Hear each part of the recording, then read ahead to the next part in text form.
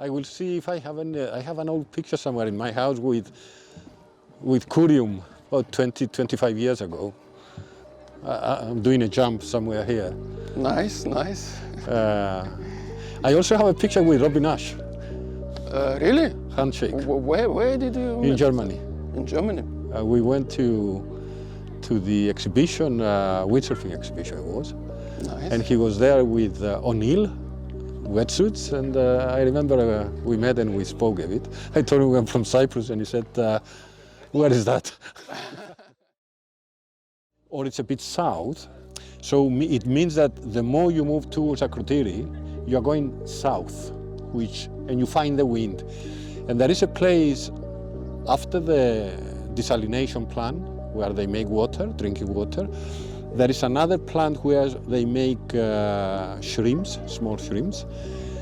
Right at the edge of that plant, there are big waves. It's a fantastic place, a bit scary again. Very strong waves and stones, but they like it there. Lady smiles. Remember, this is a salt lake of Limassol. They think that there are channels that take the water in. No, it's not. It's from the waves. When the easterly wind comes, the waves come over the road and they go and fill up the place. It's as simple as that. Maybe that's why they don't make a good road, because otherwise they will close the waves from supplying water to the lake, which is a fantastic lake for birds, for,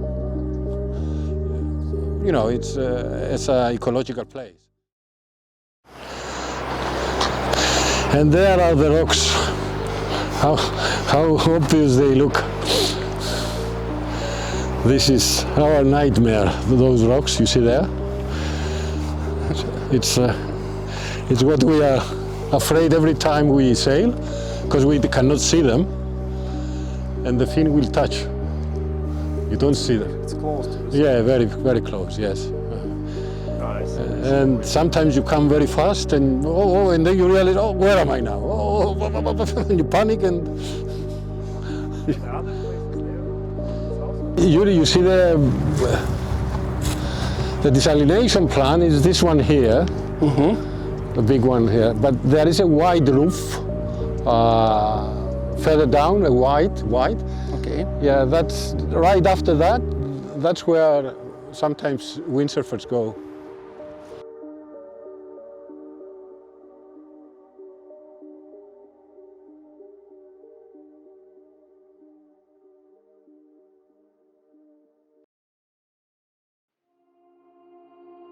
Kourion, also spelled as Kourion, is an ancient archaeological site located on the southwestern coast of Cyprus.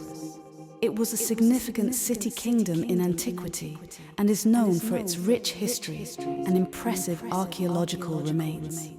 Kourion was settled as early as the Neolithic period, around 4500 BC, and flourished particularly during the Hellenistic and Roman periods. It served as an important commercial and administrative centre, boasting a strategic position overlooking the Mediterranean Sea. The site contains various well-preserved structures, including a theatre, a stadium, public baths, villas with intricate mosaic floors, a marketplace, agora, and several temples dedicated to deities such as Apollo and Aphrodite. The theatre of Kourion is particularly renowned for its size and acoustics, and it still hosts performances and events today.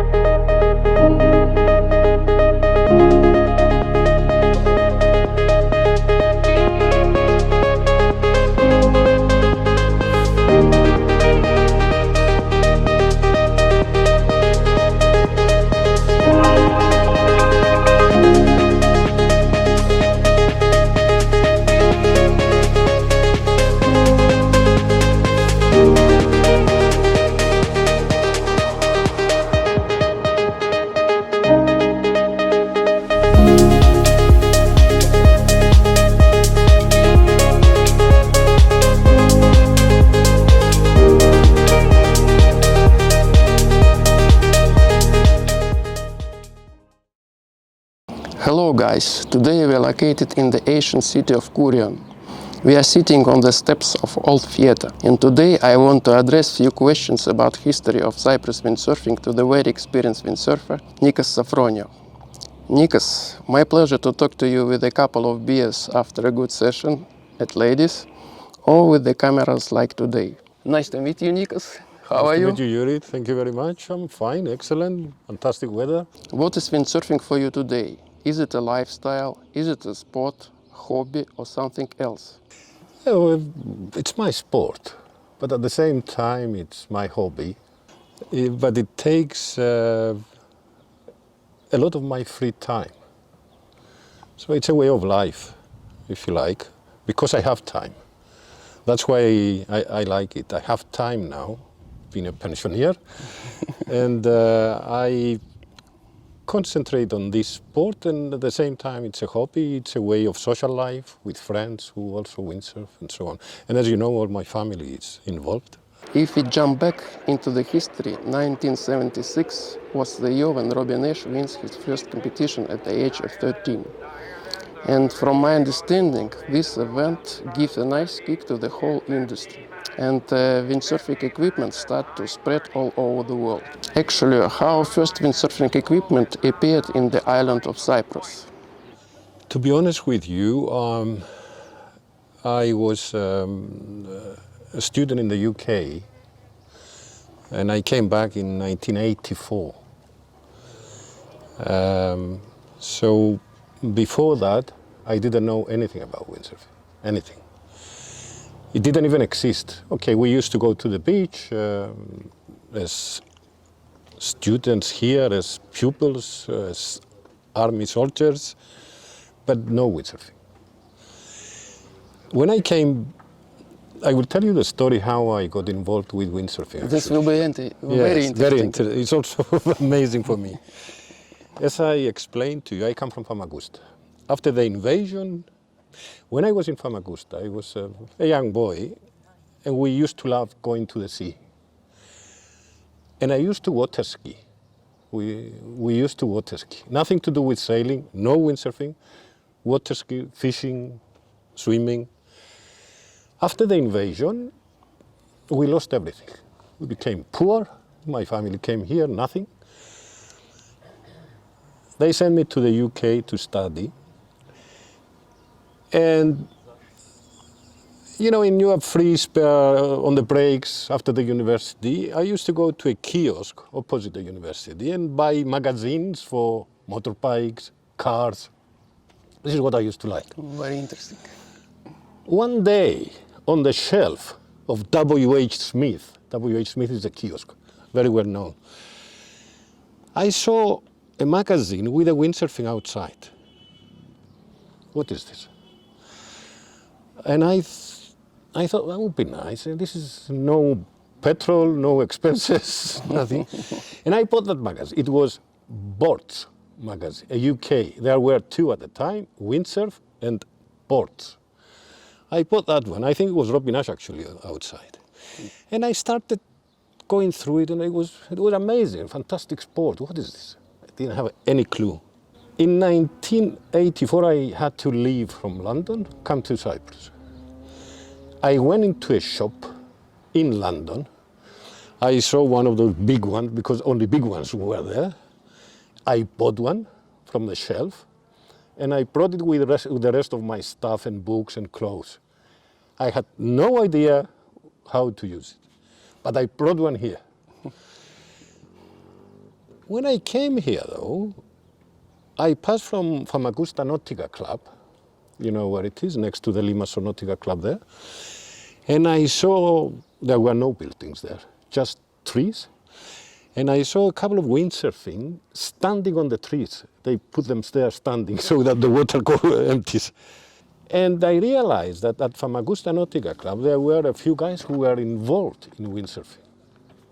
And I said to them, I bought one of these things and I don't know how to use it. Oh, bring it here and we will show you. So I took it and they rigged for me, and actually it was a modern one, mine, because it had foot straps. It was a 370 thing, big one, you know, long, narrow, and with foot straps. plus the tugboat. They were very excited to see something like this. But sorry for interrupting you. Who was these guys and how they bring equipment to the island? I will explain. After I get to know them, I realized that there was a young guy called George Dimitriou who was employed by an agent in Nicosia who imported Mistral. So that he gave him a little van and said to him, go and sell Mistral boats to the schools outside the hotels or whatever. Interesting. And George was a sailor of the Famagusta Nautica Club on the sailing boats, nothing. But because he got a job selling Mistral boats, he took them there and he tried to promote the sport at the same time. And when I was there, it was George, it was Koutsavakis. I say these names, and Cypriot people know them. I'm sure they know them. Okay. Kevork. It was Nicola's father, Harris. He was also there with windsurfing. Very interesting. Correct. How the windsurfing community connected to each other. Very interesting to know the roots. Yes. And the idea was the big long boats, racing boats. It was sailing mostly, not the way we see it today.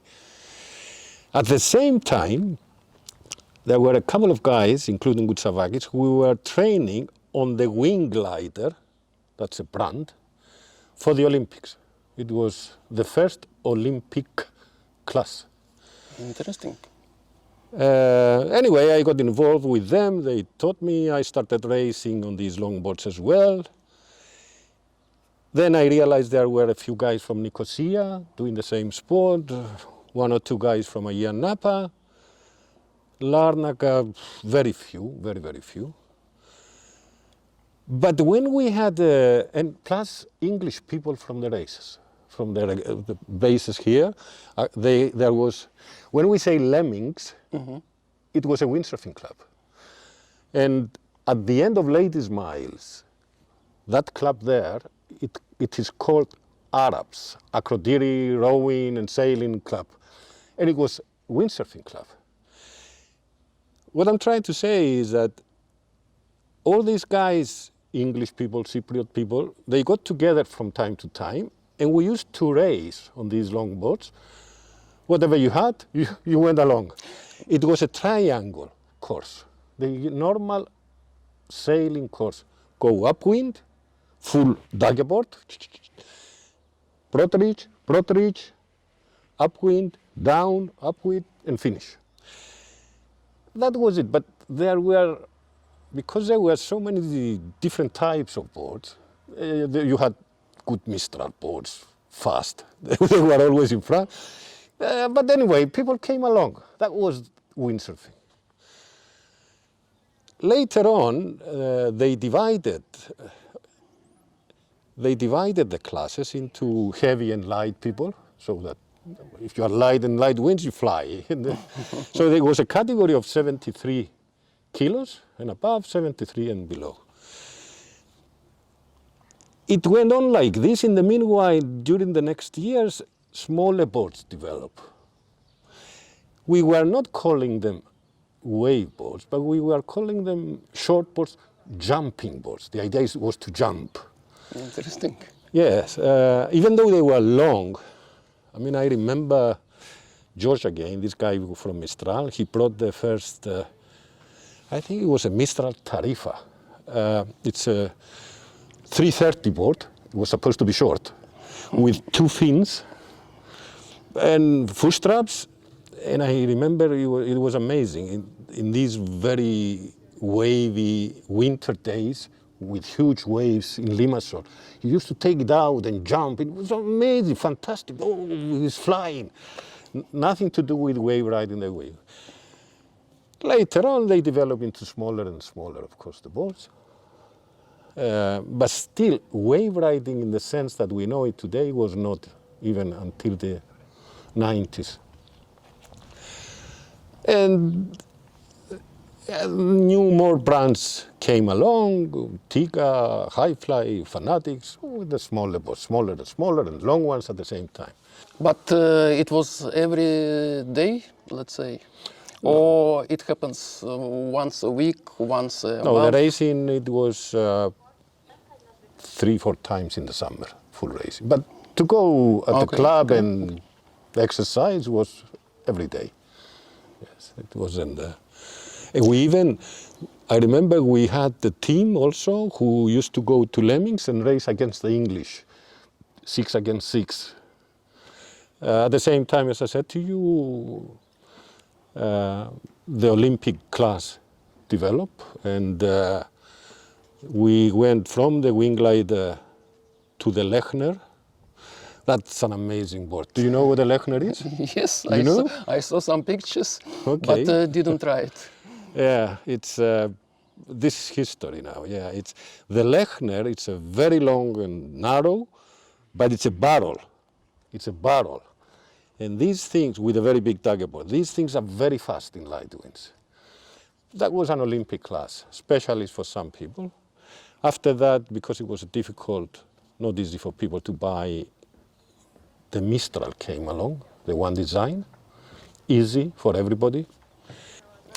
So the location was Famagusta. Yes. So times come. Famagusta Nautica Club, Okay. not Famagusta town, which is occupied by the Turks. Yes.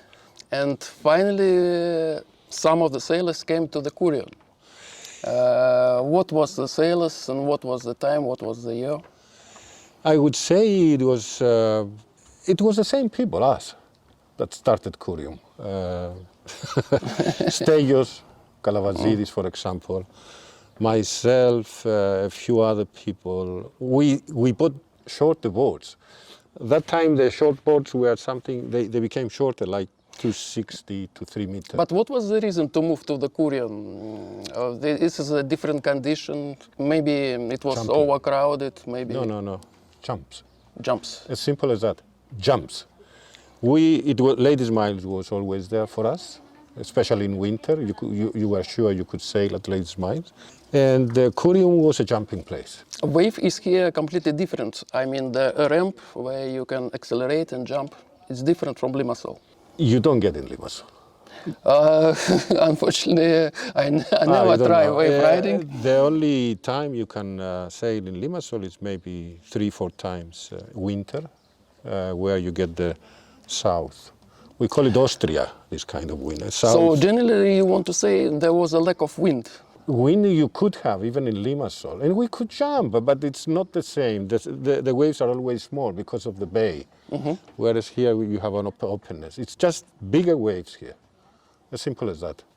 We even have easterly wind in Limassol. You still have big waves with easterly wind, but it's not it's difficult to jump. It's not easy. Started coming here with smaller boats around the end of 89, 90, 88, 90, somewhere. When we received the smaller boats, that was a time when boats about 260, 270 were put into the market, but simply for jumping.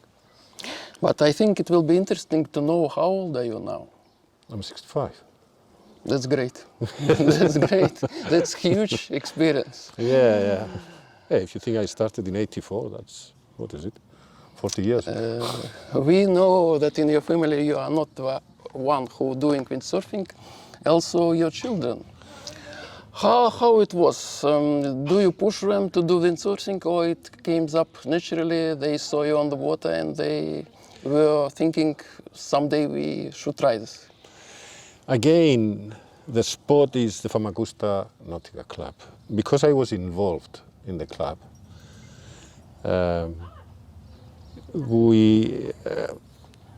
I used to take, for example, Andreas with me, young boy.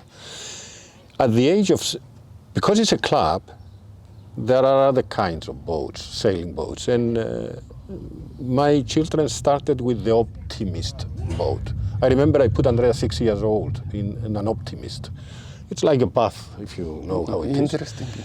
And with a coach, and they train. At the same time, I started teaching Andrea. We used to go to Ladies' Miles, and Andrea, later on Thano, later on Natalie.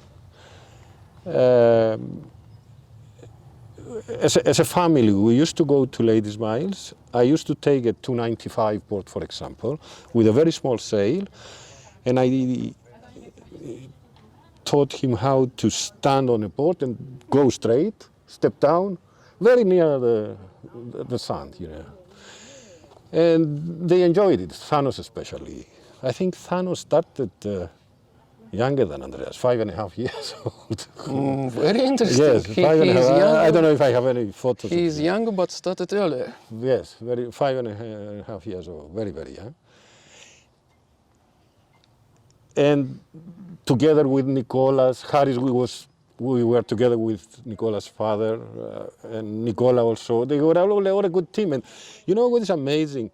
That we come to Kourion or to Ladies' Miles, and the guys who are together, my son and his friends, they were at the Famagusta Nautica Club from the beginning, 20 years ago and 25 years ago, together. And they still have this connection because of this sailing. It's Yes, unbelievable. the sport is very amazing. It's connected people from all over the Yes. world, I can imagine.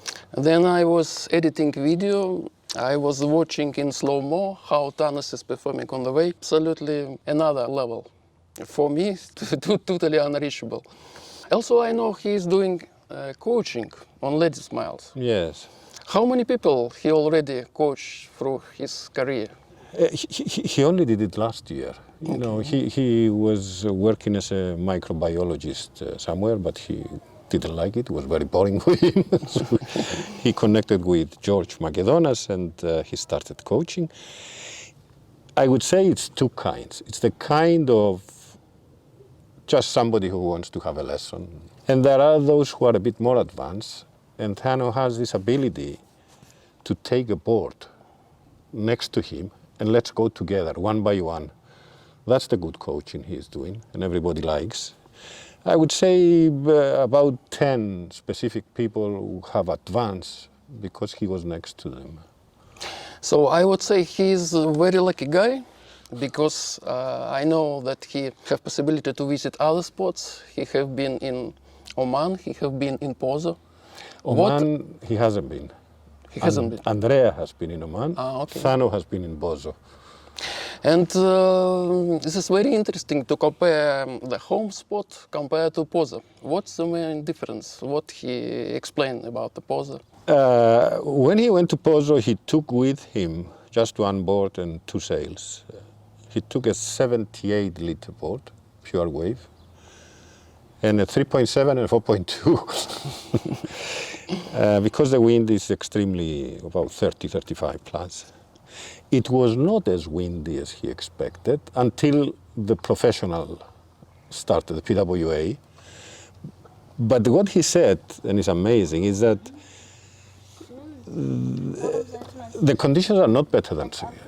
Okay. It's choppy, it comes, it goes, it's gusty. Don't expect, he said, anything. But this is what they have, and it's strong. And whether you are 10-year-old, whether you are a lady, whether you are a pro or whatever, a beginner, advanced, you go out. They don't care very much about the jibe. They care about the forward loop. This is the first thing they want to learn. And the conditions are there for this. And you don't hear anybody complaining. Oh, the wind is not good. They just go. This is a condition. Like we went to Kitty the other day, and it was too strong. And Thano came out and said, this is Pozo, and ladies and children and everybody goes out in these conditions. I can imagine, because for them it is a home sport. They know it well, they know how to manage the waves. Andrea went to Oman, sorry to add, that's a different thing. That's pure wave. It's not so much for jumping, even though you can jump, but There are fantastic waves. They start from out, as he described. Steio Galavazidi goes every year. But who was the organizer of this trip? Steios. Steios? I don't know. They started together maybe with George Antoniou from Larnaca. But Steio is always taking with him, he's encouraging people to go with him. There is no social life, entertainment. It's just an island, a couple of hotels, and the beach. But they enjoy, because every day there is wind, there are waves, and you can wave ride. You learn how to wave ride. And I want to touch a little bit about the construction of the wave boat to understand what's the main difference with the free ride boat. For example, I think it will be interesting for people to know why on the normal free ride boat we have 4 foot straps, and on the wave boat we have usually 3 with 1 on the back. What is the benefit of it? Many years ago, nobody cared about these things. Now we got into these details. For example, I take for myself, I have, what shall I say now? How many boards? How many kinds of boards? Of course, we have the slalom, pure slalom, wide, short, flat, special fin, the foot straps very near the rail because you want to press it down or even lift it up so that the wind goes under. Then you have a free ride board if you want to play at Ladies Mile or in Limassol. It's like a slalom, but easier. Easier on turn, easier to stand on it. Then you have what we call the free wave or freestyle wave. These are wave boards, but easier, they plane earlier. I would use such a thing in Kourion when there is something like 15 to 18 knots, the free wave boards. And then there are the wave boards who are made in such a way that you can control them in very high winds and in high waves. You have the control, not the boards.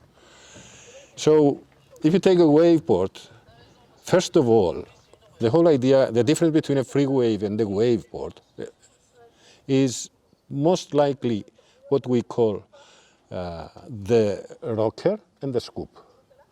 Meaning the front of the board should be a bit higher so that it doesn't hit the wave and go in. Yes. And the back of the board is also a bit higher so that when you press it, it lifts up and it takes the shape of the wave in a way. You want a board which is a bit curved, so it's the same as a wave when you turn on, when you go down. So the big difference is there. Plus, you are in because you want the back foot to control the toes will turn the board, or the heel will also turn the board on the other side. You play, so you don't need a lot of area there. It has to be narrow so that you can control it with the back foot. This is my next question. Why the waveboat have more than 1 fin? 2 fin or more? Oh, 4? No, yeah. And 5, yes? It's also a new experience for me, to be honest with you, the quad especially. I started using 2 years ago to see the difference. But the idea is you don't need planing ability on a wakeboard. You need control. So plus flexibility. The smaller fin gives you that flexibility. The thrusters give you the stability on the wave. It doesn't overturn it. Even if the fin comes out of the water, the smaller fin is there holding you. The free waves maybe have one big one, but it's very difficult to turn, especially in high winds. Now the quads, it's too small and too bigger, not very big though, not as big as the one. For example, you could have 10 at the front and 14 and a half or 15 at the back, not 18, 19, 20. My experience is that these quads, you have better control on the turn. They hold on. It's like a train on the rails. The 3 fin turns much faster. And the idea is when you are on the big waves and you're coming down and you want to turn, you want control, not to go with very high speed. And I realized that at Kourion. Kourion is not the place for quads, actually. We don't have these big waves that you will come down. And you need, and the thruster, the 3 ones, they turn much faster. But on the other hand, the quad has a pleasure. It's controllable. You feel it, it's nice. You have the control in a way. And that's why you hear people, I prefer quad, and others, I prefer thruster, 3. The thruster is 3, quad is 4. And I want to touch more construction details on the wave sail. So usually when we are racing on the ladies, we have a very solid construction of the sail. We have cambers. Yes. But usually wave sail don't have cambers. Correct. What is the benefit of this? I will start the opposite way. When you see me at Ladies Miles and our friends, we don't use cambers. We use free race sails. They're so much fun, easy to rig, easy to pull up. You know, you have cambers, and when it's in the water, try to get it out. They are quite fast, not as fast as cambers, but they are so nice to use. Cambers are heavy, difficult to lift up, and when you are using wave sails, you want them to power and depower very quickly. I mean, you are coming down for a jibe. You don't want any power in your sail. You want to turn the sail on the other side, take it very light. And if you are one of these peculiar wave sailors we have, like my son Thanos, for example, they want everything to be as light as possible. They play with not 90 carbon, 100 carbon. The lightest boom, the lightest mastful, the lightest footstraps, the lightest sail. Cambers, no way you can use it. You will crash the first day in the waves and probably destroy it as well, because it will not. You will go on the other side and the cambers will not turn, because you know you need power to bring it to you. And then what do you do? No, it's very difficult. So I came up with 4 cambers is too much, complex to rig and rig. And if you have 2 cambers, this is a golden middle solution for comfortable riding. Yes, there is this chance. We were talking with George the other day that we haven't tried those sails very much. Before, most of the camber sails were like this, not the full body, the full mast sleeve, which is very huge. It was just 2 cambers, normal sail with some cambers, and it didn't take a lot of water in, and it was not so heavy. For example, Nip Pride has the V8. We are using speedsters, who are the free race, but there's also the V8 with 2 cambers, and then there is the RS, which is the Evo, which is the normal racing. It's some sort of middle solution for somebody who wants to be a bit. But then, you know what the question is? You are saying, okay, now I'm going from my free race sail to a camber one, but I'm not going for the full one. I'm going for the one with the 2. And you are saying, that's when you start thinking, but why am I doing this? Why don't I go for the full one? Either I have my free race, easy to use, and I have my full racing sail. Why something in the middle? And that's where you start thinking, and you say, okay, no, I will stay with what I have, either the full camber or the free race. Windsurfing is very attracting sport. I saw a lot of people come to the Kourion, they make photos. They're enjoying actually the action when there is a good wind. Basically they know where to go to get the first lessons. But unfortunately they don't do this step. What you can advise for them? Yes, it's. I said it 3 years ago that we are becoming dinosaurs. You know, dinosaurs, species for extinction. We are going to be diluted, finish. One of the reasons is, of course, the other options, either kite, especially now the wing. A young guy will step on a wing or on a kite. Yes, I see a lot of wings last time, and actually I didn't understand what's the popularity, what makes the wing very attractive to the people. And from your point, what can you say? It's very simple. Really? Very simple. You get a wing, it's easy. You get a wing, and in 2 weeks, you fly. Maybe you don't turn, but you fly. Want to say with zero experience? Zero experience. You don't even have to be a sailor. For me, it's not so easy. First of all, you have to keep balance on the foil, and the second, you need to hold on to the wing. Two very complicated movements. I agree with you, for me also. But the fact is that in 2 months, he flies and he turns, and tell me how long he needs to do that on a windsurfing board. 2 years. 2 months, 2 years. But I am coming back to your question. Why don't they come into windsurfing? I would say one of the problems is that we don't have the clubs, the schools, the people, the organizations to invite people. Okay, we have George here, we have in Larnaca the German guy, York. He's doing it, but We have Maxim, Russian guy. We have Nicolas Stefanov. I agree. to play in, When you he needs 6 months. When Correct, you- Andrei? hooked on the harness, then you are fully in footstraps. Exactly. You are hanging. And that's a when you lot of- enjoy. This is a sport. Yes, You say. yes. I am in touch with the water without touching the water. Windsurfing foil still doesn't attract them because you have to be a windsurfer more or less. For sure. Beforehand, you must have some windsurfing experience, and then you should do the Yes, next steps to the correct, foiling.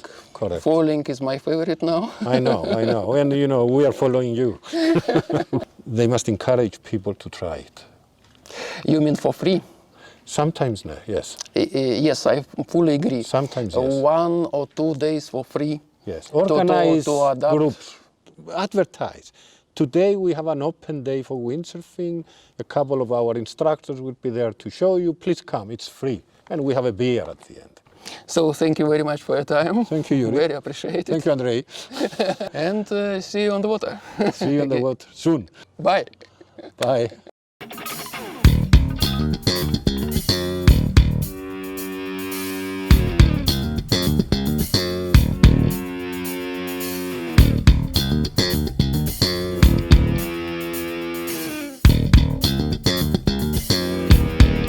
Bring that shit in.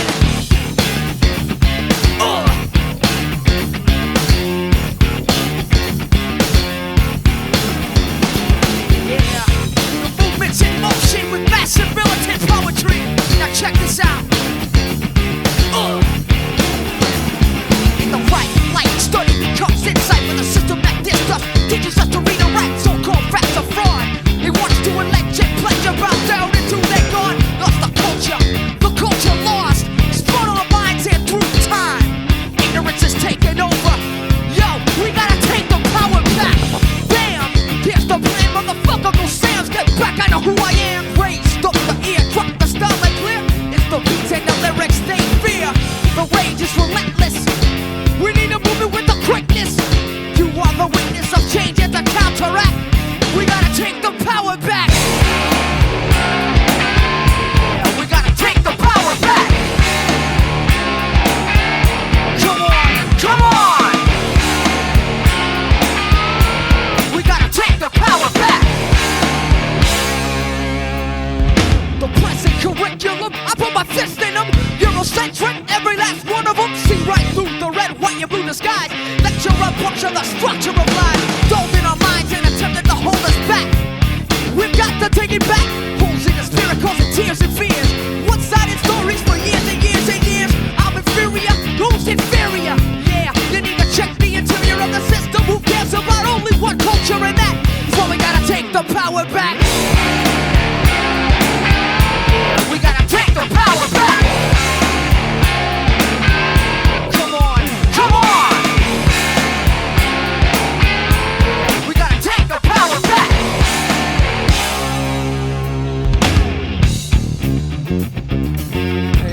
gonna have to break it down.